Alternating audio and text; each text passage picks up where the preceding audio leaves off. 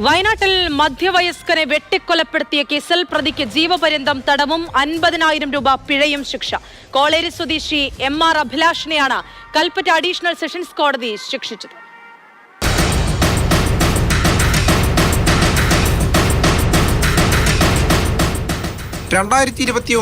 August 21 രാത്രിയായിരുന്നു സംഭവം. കോളേരി പൂതാടി സ്വദേശി സജീവനാണ് കൊല്ലപ്പെട്ടത്. വളാഞ്ചേരിയിൽ വെച്ചാണ് സജീവനെ അഭിലാഷ് വെട്ടിപ്പരിക്കേൽപ്പിച്ചത്.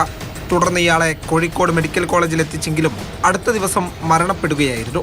അന്നത്തെ നൂൽപ്പുഴ ഇൻസ്പെക്ടറായിരുന്ന TC മുരുകനാണ് ആദ്യം കേസ് അന്വേഷിച്ചത്. കേണിച്ചിറ ഇൻസ്പെക്ടറായിരുന്ന S സതീഷ് കുമാർ തുടരന്വേഷണം നടത്തി. SI PP റോയ് അന്വേഷണം പൂർത്തീകരിച്ച കുറ്റപത്രം സമർപ്പിച്ചു.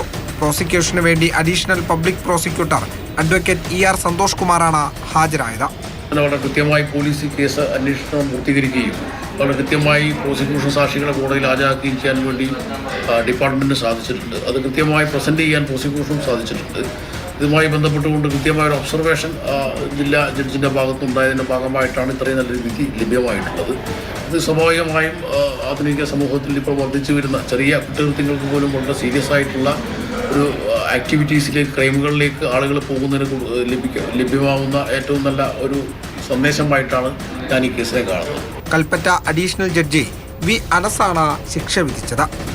മാതൃഭൂമി ന്യൂസ്, വയനാട്.